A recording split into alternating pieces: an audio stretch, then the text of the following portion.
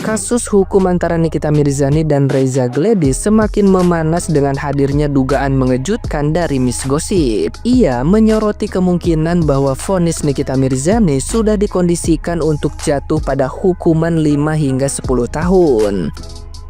Tidak hanya itu, Miss Gossip juga menyampaikan pesan keras agar Reza Gledys berhenti mencari keributan dan kembali fokus pada bisnis. Kehadirannya dalam sidang di Pengadilan Negeri Jakarta Selatan memperkuat perannya sebagai pengamat aktif yang sering mengungkap fakta tersembunyi di balik konflik ini.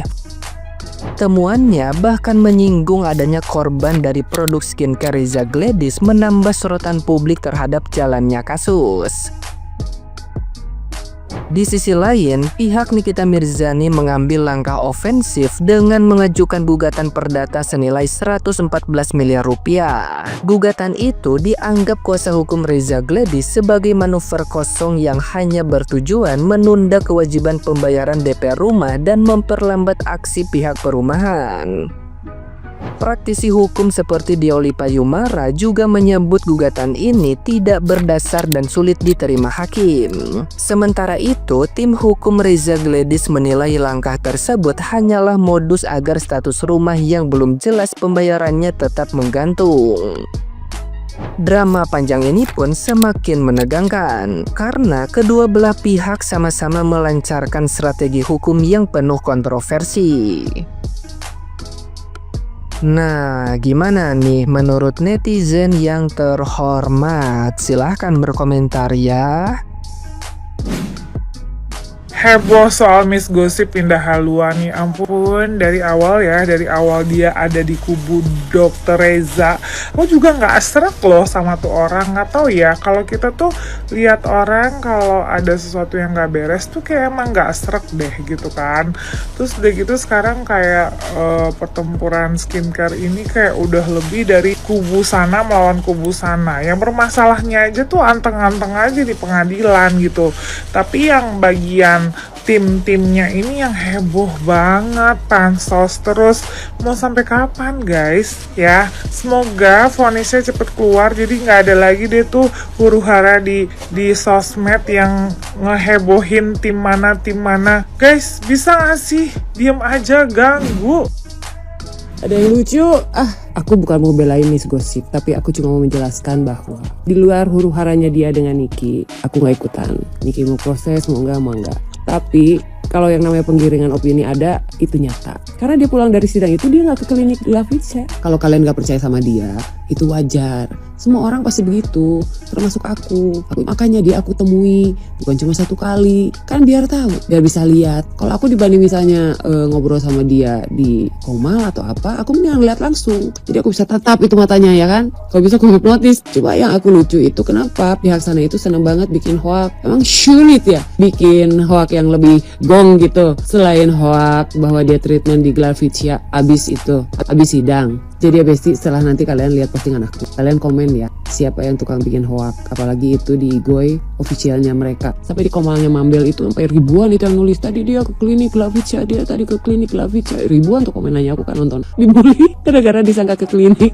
padahal itu video lama. Ya dia 2 kali katanya ngomong kalau nggak salah dapat treatment di sana. Dia sendiri udah diwanti-wanti nggak boleh diposting, tapi ternyata tiba-tiba gitu diposting sama pihak sana.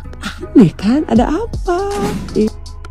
Netizen Indonesia hebat banget, buset, bisa aja dapet si manusia yang berubah-berubah ini, yang pertama nggak suka sama Nikita Mirzani, berkuar-kuar tentang Nikita Mirzani, tiba-tiba berbalik jadi kayak seakan-akan membela, tapi ternyata enggak loh.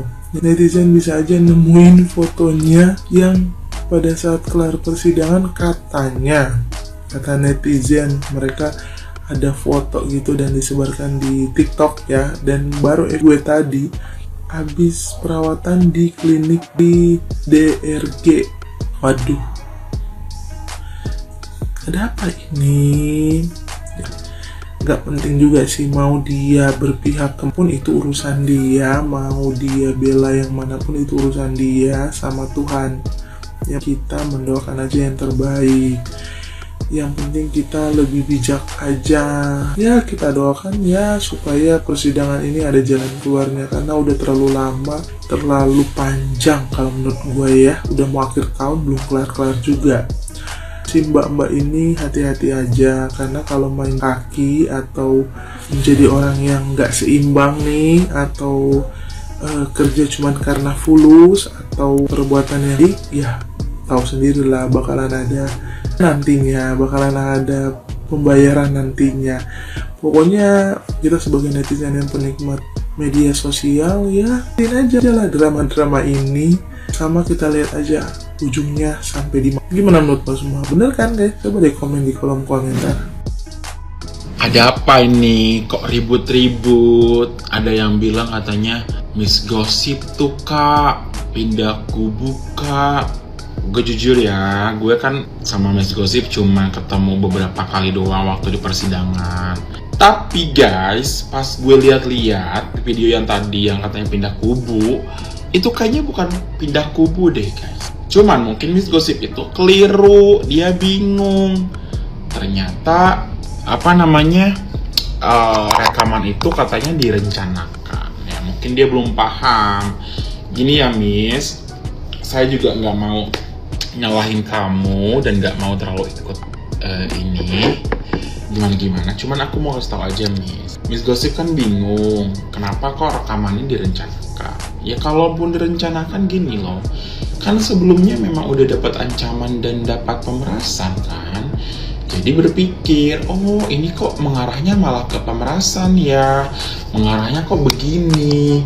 Orang mau minta baik-baik, mau minta damai, tiba-tiba kok malah kayak terkesan diarahkan untuk ke hal-hal yang pemerasan gitu, mengancam kredibilitas saya gitu. Ya udahlah, saya rekam aja gitu. Buat apa? Ya buat barang bukti bahwa adanya kejahatan gitu. Ya emang bener dong, adanya kejahatan emang harus direkam. Coba kalau misalkan nggak punya rekaman, terus tiba-tiba di mana buktinya kalau si NM ini memeras? Ya saya teleponan gitu loh. Terus saya juga diancam. Ada buktinya, ada. Di mana kau simpan buktinya? Di otak saya gitu. Kan lebih lucu begitu kan? Di mana buktinya? Ini ada gitu. Saya bukti merekam gitu kan, lebih bagus begitu.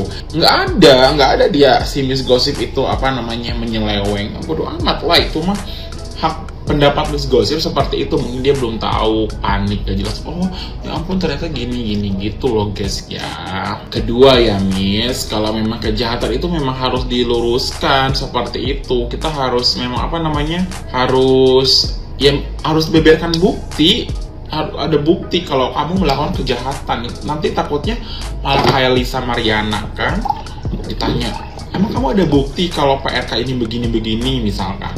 Ada, kamu simpan di mana? Di otak.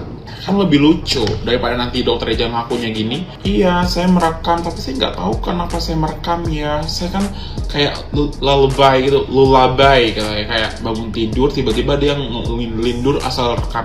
Kan lebih lucu begitu. Kalau merekamnya dengan kesadaran sendiri, ya berarti bagus. Karena memang si pelapor ini sudah mengalami begitu tekanan yang begitu dahsyat. Jadi mereka harus bertindak nih. Ini nggak boleh dibiarin karena ini udah melakukan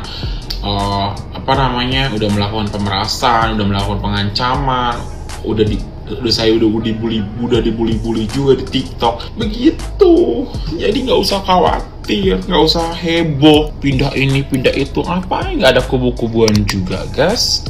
Kalian tuh lucu aja gitu, ada aja bahannya. Nanti Kamis depan apa lagi bahannya, ini bahannya. Pokoknya apapun itu, jadi jangan terpengaruh guys ya. Udahlah, to the point aja. Jahat gak usah ngerasa dijebak-jebak lah.